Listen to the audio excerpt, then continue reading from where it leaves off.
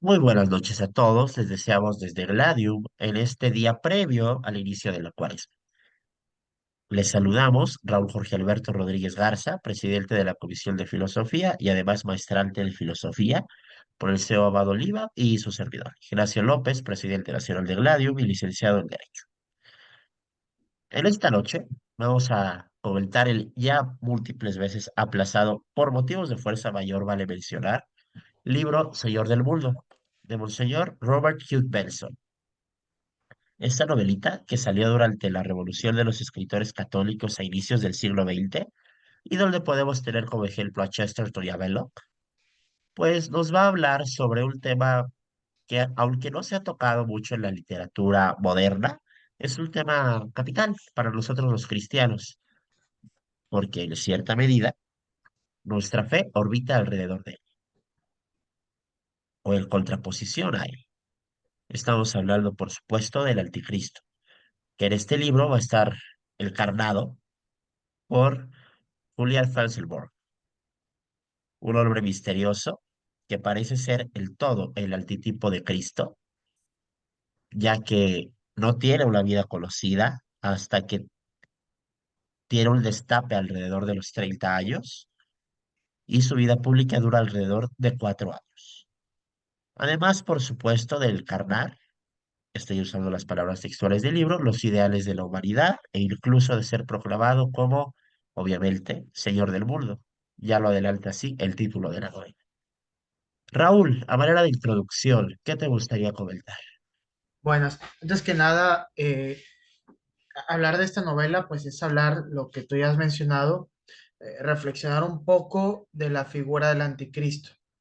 Eh, Muchas veces la literatura moderna ha querido a explicar esta misteriosa figura como matizándola mucho, ¿no? Decir que el anticristo son aquellos que han negado a Cristo, que no es un personaje en particular, ¿verdad? No es han tratado de, digamos, de hacer más racional esta figura. Sin embargo, pues en la escritura siempre está referido una especie de aquel que va a llegar, ¿no? O sea, como a un príncipe. Aunque bueno, hay muchas interpretaciones ahí que yo no me voy a meter esotéricas o más, unas más racionales, pero lo importante es también poner el contexto de esta novela, porque Benson comienza a vivir los triunfos de de la revolución francesa, del racionalismo europeo, que va a comenzar a secularizar Europa, ¿no? Y comenzar a secularizar Occidente. Entonces, Benson escribe esa novelita, mal no recuerdo, a finales del siglo XIX y principios del siglo XX, más o menos por ahí.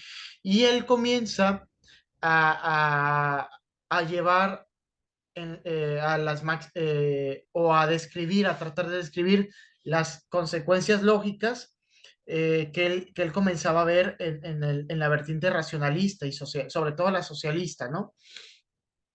Entonces, ¿por qué presentar la figura del anticristo aquí? Bueno, porque Benson entendió muy bien que el racionalismo que estaba surgiendo en Europa eh, trató de sustituir, más de sustituir, superar el cristianismo, porque toma de ahí muchos principios y comienza a invertir y poner de cabeza lo que anteriormente estaba a los pies, por ejemplo, poner el hombre en el lugar de Dios, etcétera. Entonces, eh, poner esa figura del anticristo como el culmen de esta época no es un accidente, no es de la novela de Benzón, porque Benzón entiende que la época que él estaba viviendo iba a tender a una especie de mundo unificado, y que eso se puede lograr encarnar de mejor forma con un solo señor. Entonces, antes de comenzar a hablar de la novela, quiero tratar de dar el contexto del por qué esta obra y por qué las ideas que envuelven.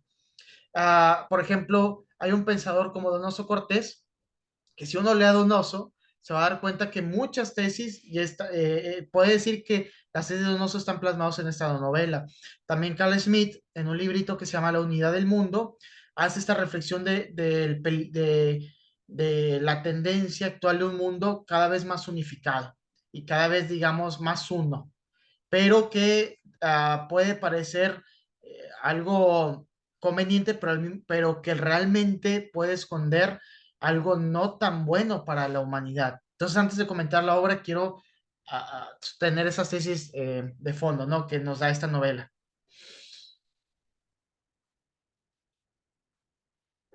Muchas gracias, amigo, por tu introducción. También valdría la pena resaltar que, al igual que a Donoso, a Monseñor Hugh Benson le preocupaba el descollante socialismo de su época. Todos somos testigos por la historia de que a finales del siglo XIX e inicios del XX el socialismo consiguió grandes avances y de hecho se veía como una fuerza imparable. Ya eran un grupo de poder muy importante. Por ejemplo, cuando se promulga la Constitución de Weimar en 1919, tenían influencia aquí y la tuvieron en la Constitución del 17. Y más adelante, en los años 30, por supuesto, cristalizarían un proyecto en la República Española, amén del más importante de todos, que es la República Soviética Socialistas, mejor conocida como la Unión Soviética. Ahora bien, Monseñor Robert Hugh Benson tenía un amor especial por Inglaterra, como todos los británicos, no podemos decirlo de otra forma, y es ahí, en la isla, donde se desarrolla principalmente la novela. Después nos trasladaremos a Roma y después nos trasladaremos, como lo podía ser de otro modo, a Jerusalén.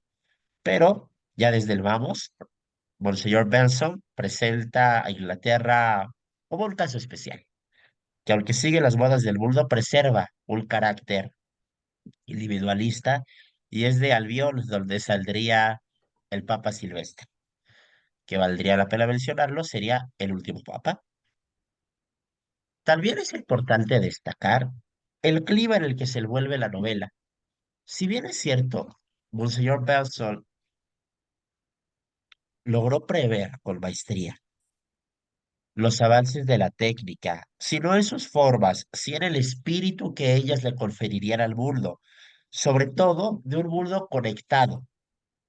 Esta es una característica muy importante para tener el mundo unificado, que Raúl ya nos ha dicho antes. Es un mundo conectado, en este caso, por grandes trenes o aparatos voladores similares a un helicóptero, pero que son dirigidas por hilos.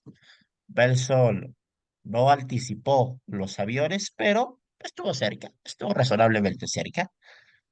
También estuvo razonablemente cerca, sino por decir que acertó al completo al anunciar la eutanasia como un método aceptado, venerado incluso y promovido desde el gobierno para evitar cualquier tipo de sufrimiento. Resulta patentemente claro que una sociedad que no cree que el dolor tenga significado, desprecie de lleno el sufrimiento que ellos ven como inútil, sobre todo cuando este sufrimiento es sin buen pronóstico. La eutanasia entonces era promovida por agentes especiales para ello e incluso realizada sin el consentimiento previo. Se necesitaba lo contrario, tu voluntad de que no deseabas aceptarla, pero se presumía que todos lo deseaban porque era lo racional.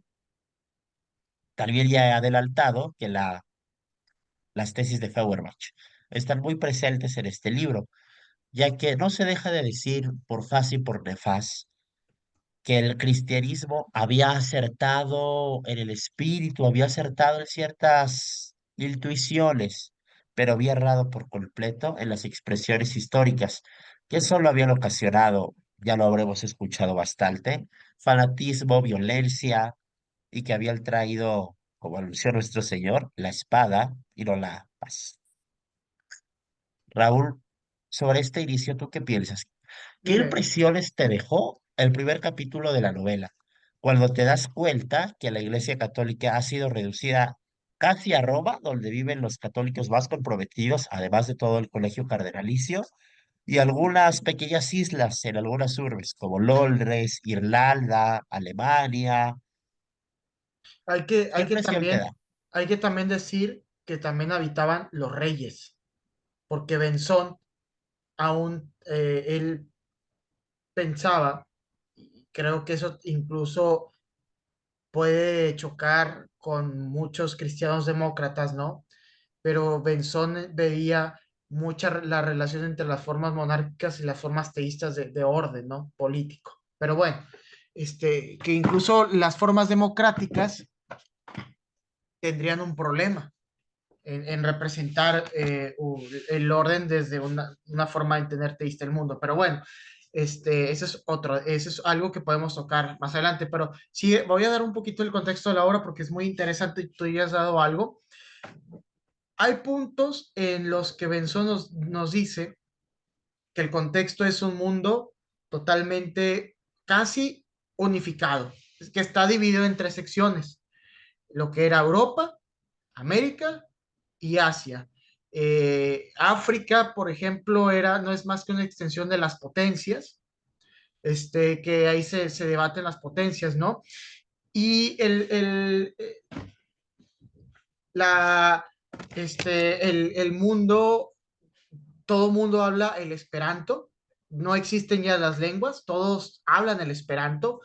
Entiéndase esto,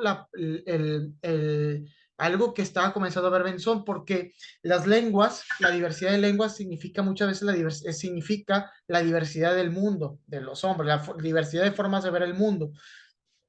Y que todo el mundo en esta novela hable el esperanto, te habla de que la forma de ver la vida del hombre en ese mundo, pues es prácticamente la misma, casi la misma, ¿no? Y el mundo se desenvolvía, el inicio de esta novela nos dice Benson en este conflicto entre Asia, entre el mundo islámico, parece que sí es el mundo islámico, ¿no? Lo que nos dice, y el El mundo, mundo oriental, incluidos el, los budistas, por sí, ejemplo, pero sí, ciertamente incluidos los musulmanes. sí, el mundo oriental, que luego vamos a ver algo bien interesante que va a notar Benson, dice, con estos de los orientales, que me cabría resaltar también. Y esta lucha entre los orientales y América y Europa, ¿no? Estaba esa tensión que todos estos hombres en Occidente vivían, esa tensión de un gran conflicto armado que estaba a punto de pasar. Mientras tanto, el grupo de fieles católicos que están eh, cada vez más preocupados porque varias familias abandonan la fe, etcétera.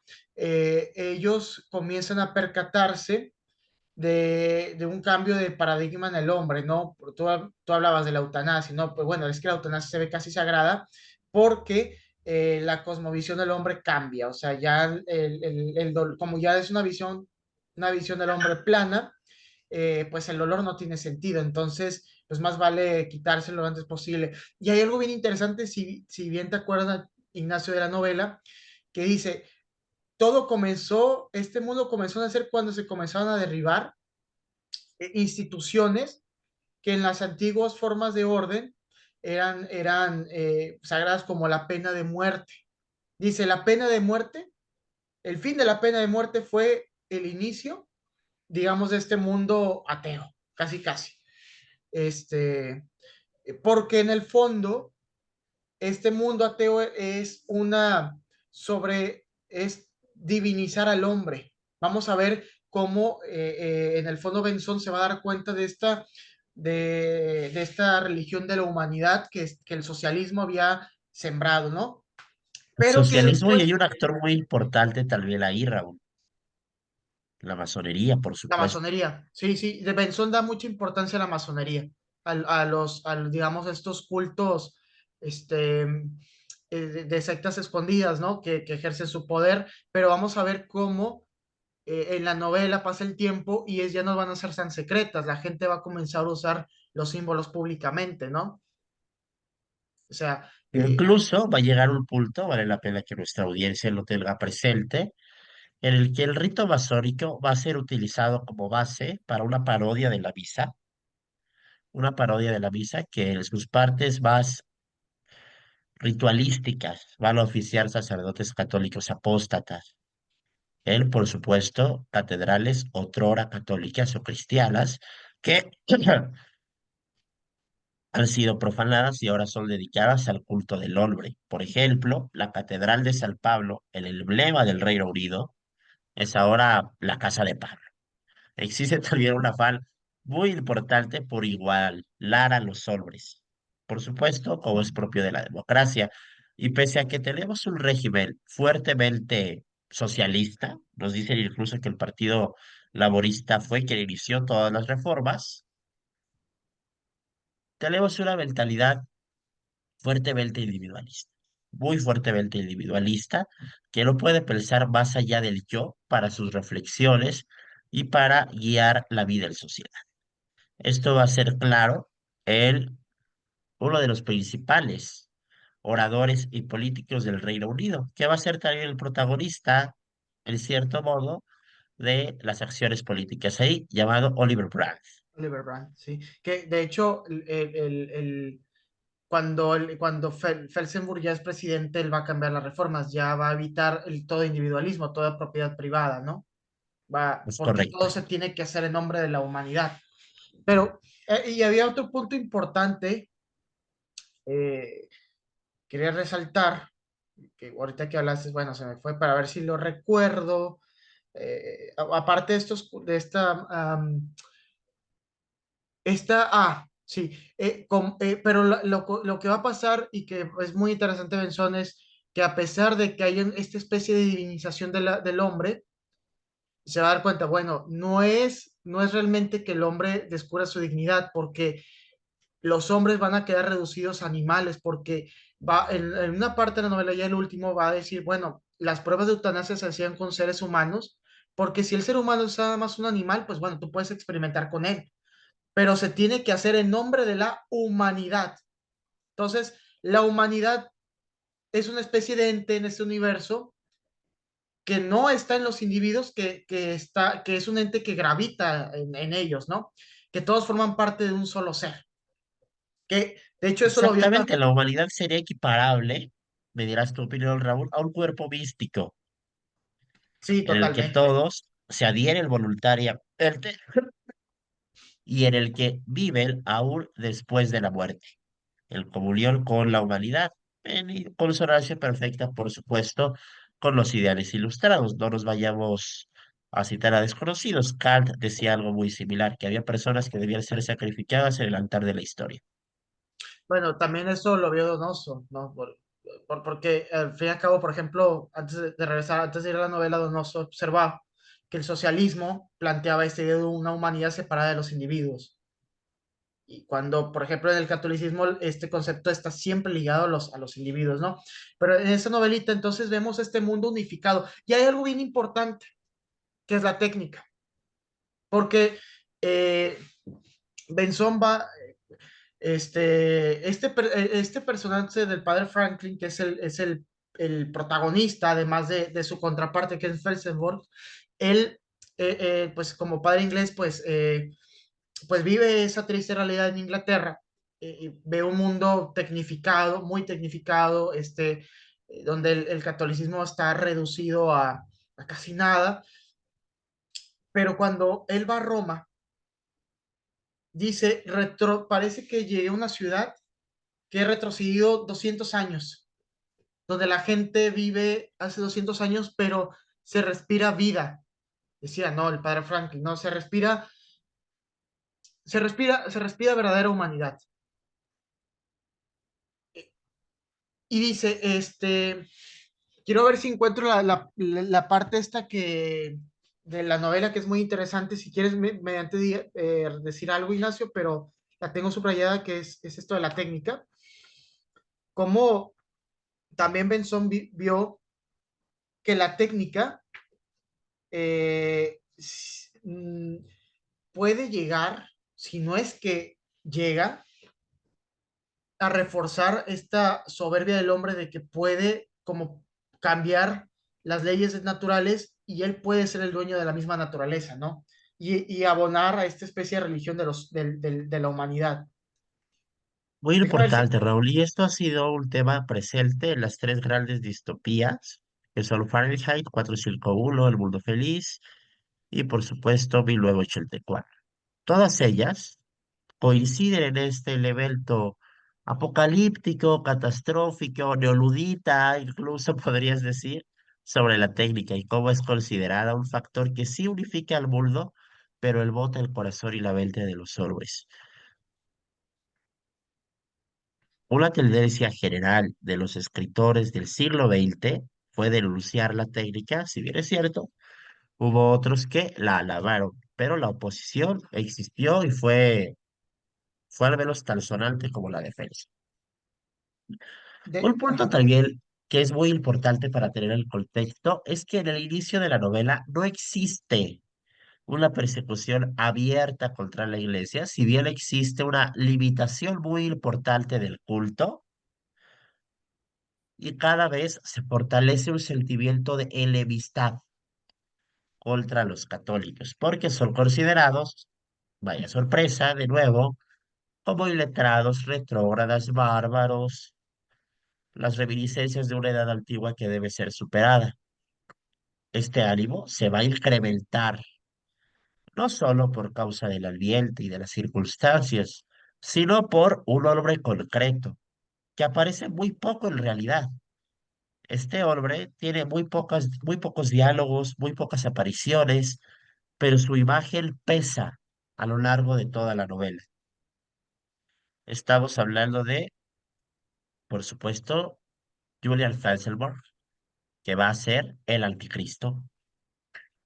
Su imagen pesa y tiene la atracción, la capacidad para hacer que las personas graviten en su entorno y lo erijan presidente en Europa, Dios en el Oriente y también presidente en América. Julian Felsenburg va a ser el factor en esta ocasión personal y no estructural.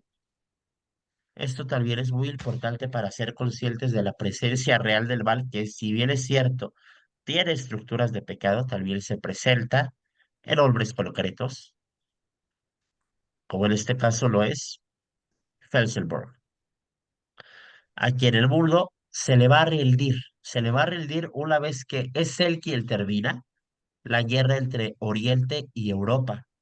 Es el, de algún modo desconocido, el que consigue las paces, el que consigue que el mundo oriental deje de tachar como sacrílego a Europa y que incluso lo encubren a él casi al final de la novela como un nuevo dios.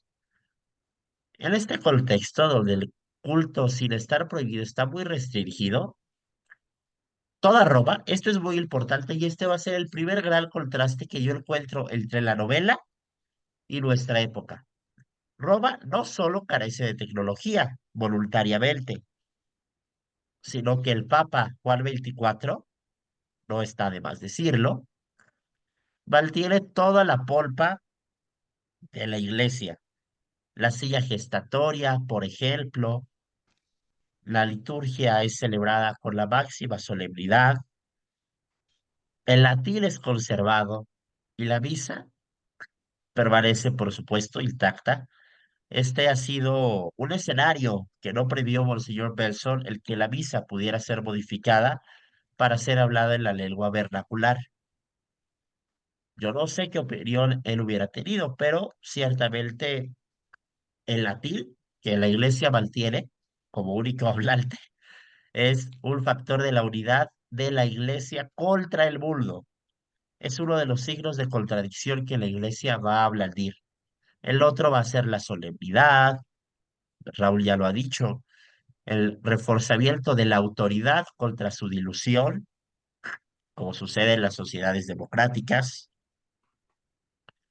Y por último, la solemnidad de la que va a cambiar esto al último por circunstancias muy especiales, que ya les diremos, pero de inicio la norma en la que el catolicismo vivía ciertamente excluido en Roma, porque había entregado el resto de las parroquias italianas para que fueran museos, auditorios, lo que ya sucede hoy.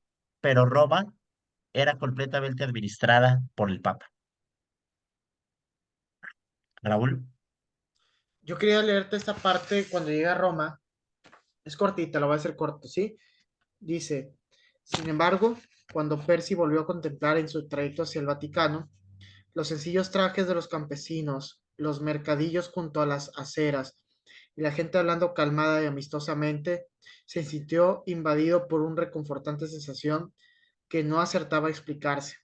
En cierto modo, todo aquello le recordaba que el hombre seguía siendo un ser humano, independiente, individual y libre, con otras preocupaciones que no eran la velocidad, la prisa, el orden material, la pulcritud enfermiza, el rigor y la esclavitud del tiempo. Y ahí, también este mundillo, yo creo que es una de las cosas que ha atinado también mucho a ver Benzón, porque una de las cosas que vimos en este párrafo es esta especie también de obsesión enfermiza de nuestra época que él también comenzaba a ver, y que quiero resaltar con lo que tú anotabas de estos autores del siglo XX. Es esa especie de creer que el progreso y tiene que ver con dejar una especie de ciudad tipo maestro limpio, ¿no? Todas las ciudades limpias, sin mercaditos, y que si se vende se venden en grandes malls, este, porque eh, esta especie, digamos, de algo que no se ve tan higiénico como un mercado, aquí un poco esta novela, muchas veces significa las formas naturales de mercado que se tienen los hombres de intercambio, ¿no? Por ejemplo, en un gran mall donde ahí se gestiona más fácil, digámoslo así, el Estado, etcétera. Este, entonces, Benson también comienza, como todos muchos autores conservadores del siglo XX, como Heidegger, Carl Smith, Jung, se iban a darse cuenta cómo muchas veces la técnica y la modernización del mundo, la industrialización del mundo y la modernización de la misma, tiende a hacer personas menos libres. Bueno, esta novela señala, bueno, es que esto es un camino libre a figuras como Felsberg, como el anticristo, porque asimismo facilita el control y el poder de convencimiento hacia las personas. Ahora bien, Felsenburg no era convincente por cuestiones racionales, había un aura casi mística en él, ¿no? Porque eso es lo que quiere resaltar también mucho el autor. El hombre es un ser religioso y a pesar de que los socialistas hablaban de progreso, superación de la religión, etcétera, entendieron que un orden ocupa divinizar algo. Y entonces en la novela vamos a ver que los sacerdotes apóstatas van a tender a hacer un culto nuevo, pero ya no va a ser el Dios, ya no va a ser Dios, va a ser la humanidad. Y además Benson va a señalar algo que me parece increíblemente acertado. Dice, en la última parte, cuando habla de los orientales y tuvieron problemas en aceptar ellos Benson dice, no, los orientales no batallaron realmente nada porque en ellos ya estaba esa aceptación panteísta de esta realidad. Fíjense cómo, por ejemplo, varios autores conservadores del siglo XX señalaban que el socialismo era la revancha de Oriente contra Occidente.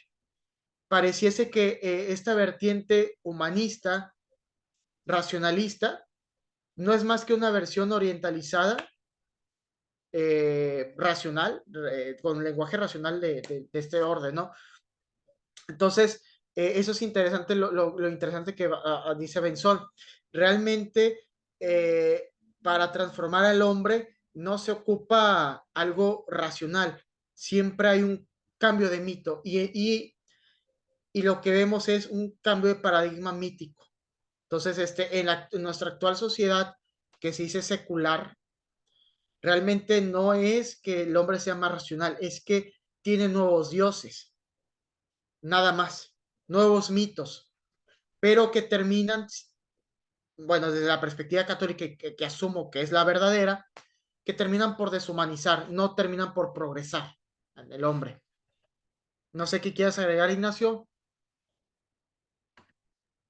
Muchas gracias, estimados. Les pido una disculpa por estar apagando y prendiendo la cámara. Sucede que estoy enfermo, pero no es óbice para que deje de dar mis comentarios. Ahora bien, una de las características que va a tener esta aura religiosa que envuelve a Felsenburg es que si llamara la violencia directa contra los católicos solo al final de la novela, y sin hacerlo de un modo muy exaltado, va a conseguir despertar y saciar en el hombre, en todos los que lo escuchan, el sentimiento de religiosidad y en consecuencia va a encender un fervor, podríamos decir, por supuesto, satánico.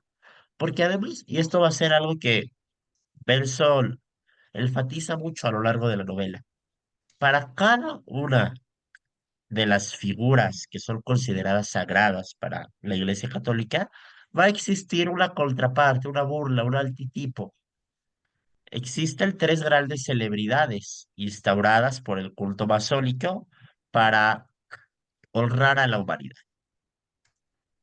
Va a ser la primera, por supuesto, a la fertilidad, a la diosa madre, que va a ser una mujer desnuda, va a ser a la paternidad y va a ser a la paz. Va a ser a la paz que ellos por fin han traído al mundo. No deja de ser irónico también que es el día en que se celebra la fiesta de la paz, que por cierto se vuelve de observancia obligatoria, so pena de cárcel. En este punto en el que el sentimiento religioso ha despertado de nuevo en el hombre y busca cómo saciarlo, las medidas para quienes los incumplen son naturalmente más severas. Y aunque se podía seguir asistiendo al culto católico, era preciso ir a quemar incienso al César, por decirlo de alguna manera, lo que constituía, por supuesto, un acto de apostasía. Y de no hacerlo, eras encarcelado. Primero encarcelado, después, cuando el furor de Felsenburg llega a su cenit, ya vamos a ver persecuciones, quemas, ahorcamientos de los católicos que se mantenían fieles a su fe. Todo esto instigado por el rumor de que se preparaba un atentado en la fiesta de la paz en la casa de Pablo. De nuevo, es la Catedral de San Pablo que en la novela ha sido profanada.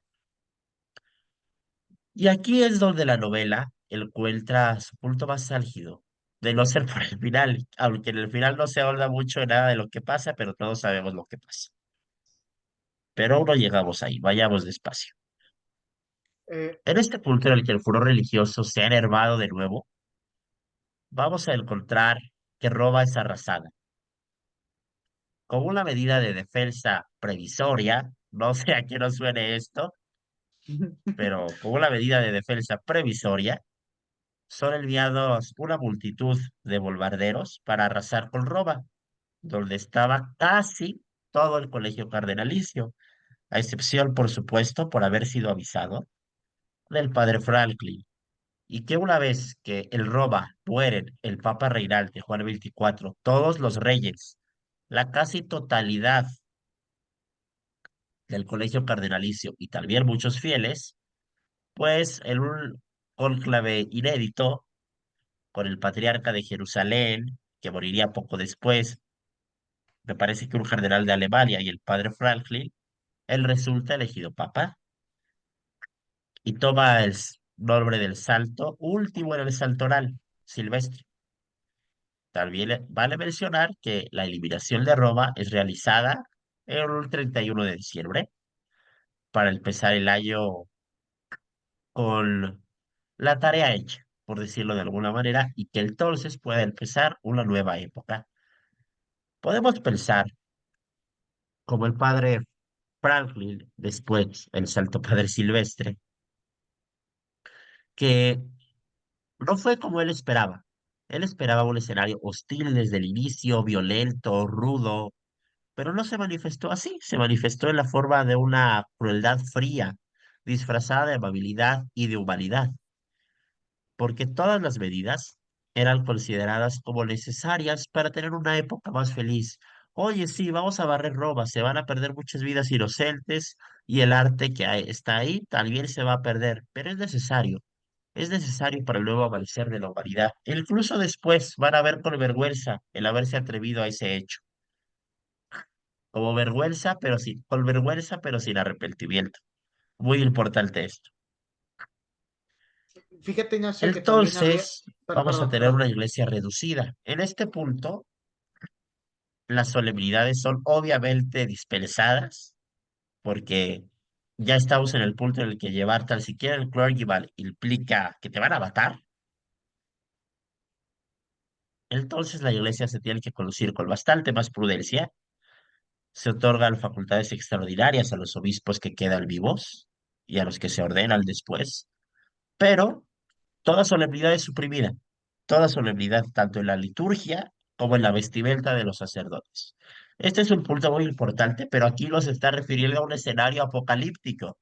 No pensemos que esto es algo que Monseñor Benson haya aceptado con alegría, sino que era un escenario en el que no había de otra. Era lo único prudente para salvaguardar a los consagrados.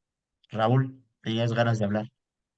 Sí, Ignacio, lo que menciona, también hay que ver que parece que Benzón comienza como, no sé, me da la impresión, a describir esas especies de ataques de falsa bandera.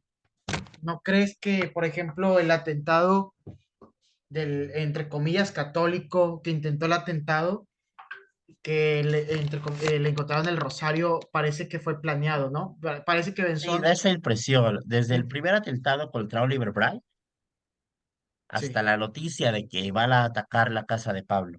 sí, parece que todo es planeado. Entonces, y hay algo bien interesante que apuntas ahí también tú, esta especie de frialdad que describen son de, van bombardeando estos, se arregla el mundo. Si es una, digámoslo así, un malestar que en esta época humanitaria seguimos viendo, porque pareciese que si se bombardea ciertas ciudades donde habita el mal, pues ya no existirá el mal, ¿no? Bombardea a los palestinos, extermínalos, porque ellos son el mal, y ya se arreglará todo, ya no habrá mal, ya no habrá violencia. Entonces, digamos, una de las consecuencias que tiene la técnica combinada con esta idea del humanismo, ¿no? Pareciese, ¿no? Porque quien violente a la humanidad es enemigo de la humanidad y por lo tanto es inhumano. Y en este Fuera de la caso, ley, como diría Carl Schmitt, porque además no hay una medida que puedas aplicar para un enemigo de la humanidad que no sea el exterminio total. totalmente. Como se hace, perdón, por eso como se hace con los palestinos. Si ustedes ven las redes sociales, pues no los bajan de animales. Y ante un animal, ¿qué medidas cabe?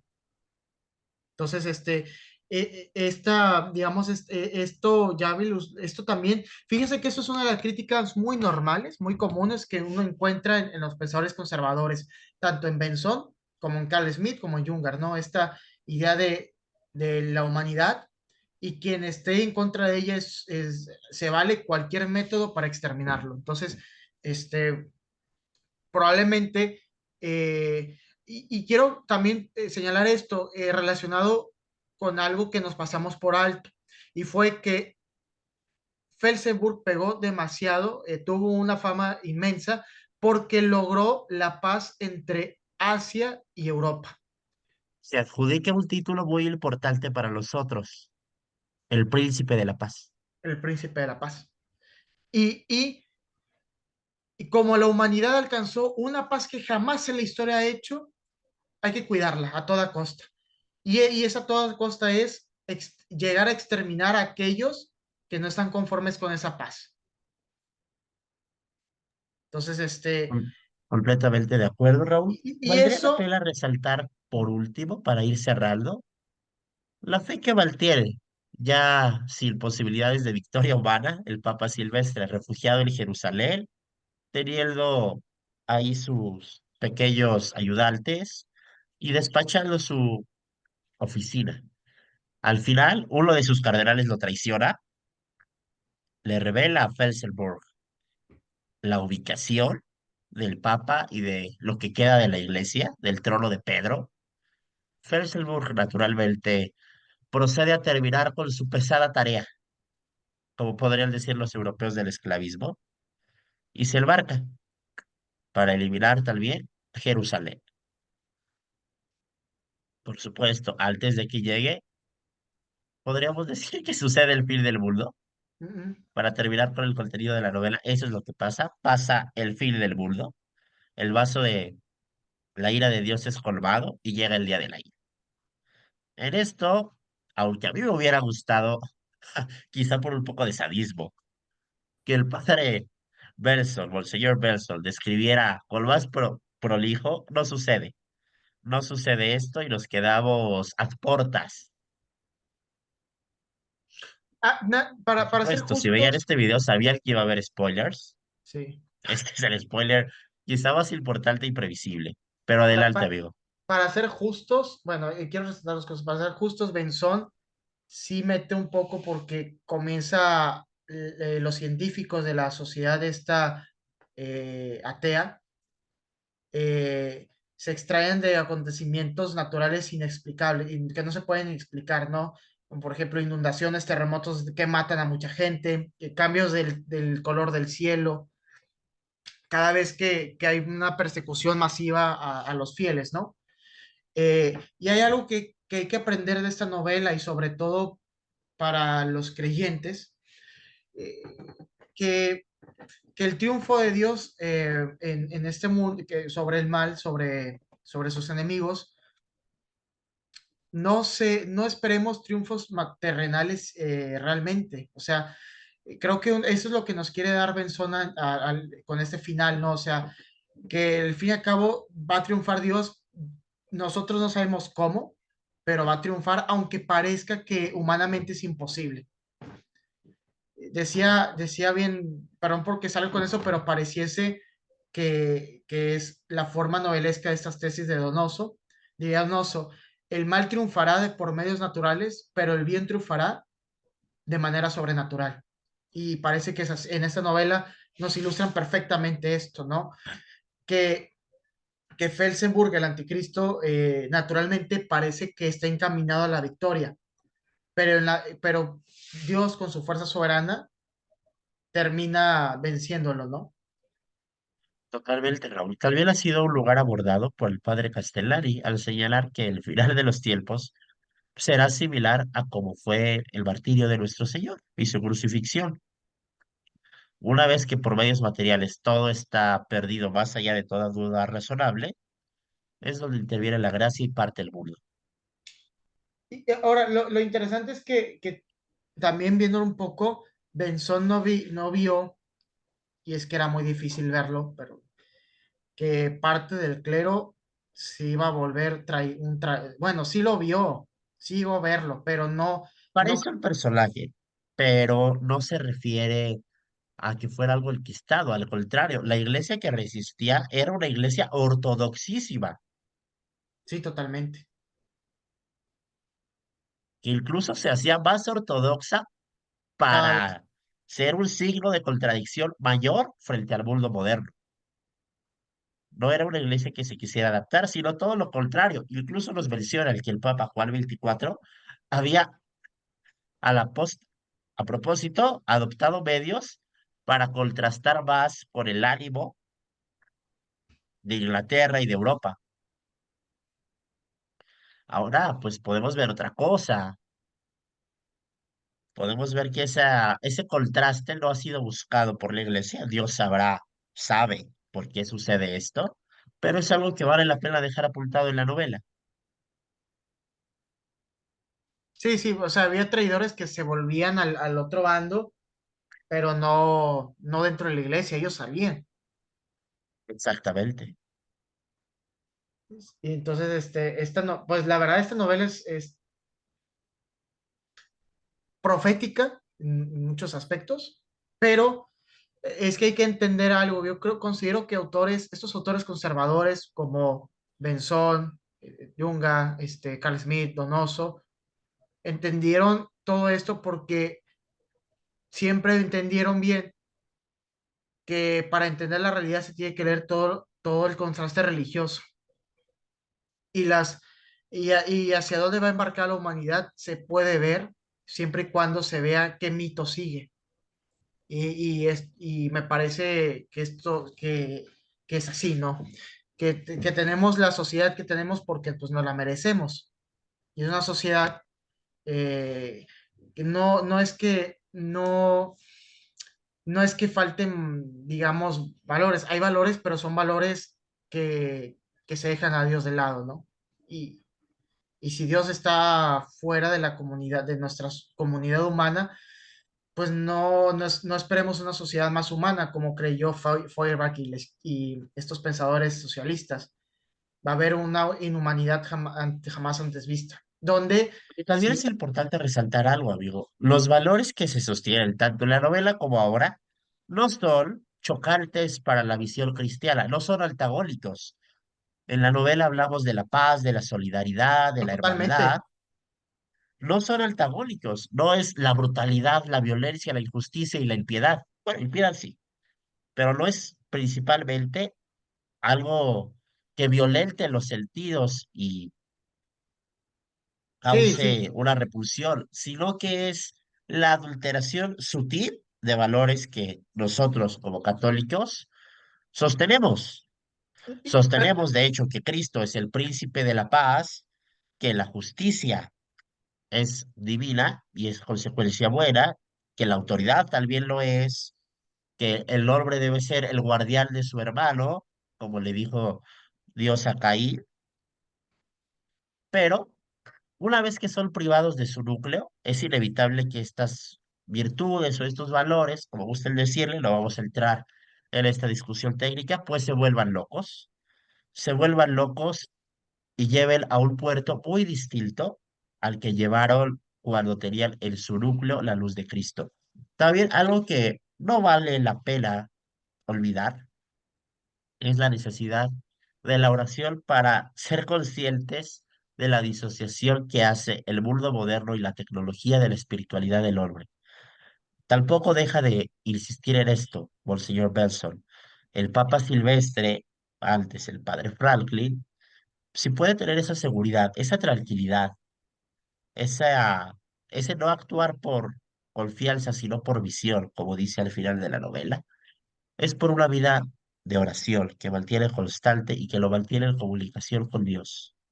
Y a partir de ahí puede encontrar el camino para interpretar los signos de los tiempos y para transitar segura y tranquilamente por toda la vorágine que le va a tocar vivir. Entonces, para ir cerrando, a reserva de que mi amigo Raúl tenga un comentario, y a propósito de que el día de mañana inicia la cuaresma, pues nos culminamos a no olvidar, no descuidar su vida de oración y ser conscientes de que solo a través de ella podemos mantenernos en comunicación con Dios y desligados, resistir a que el mundo moderno nos embote el corazón.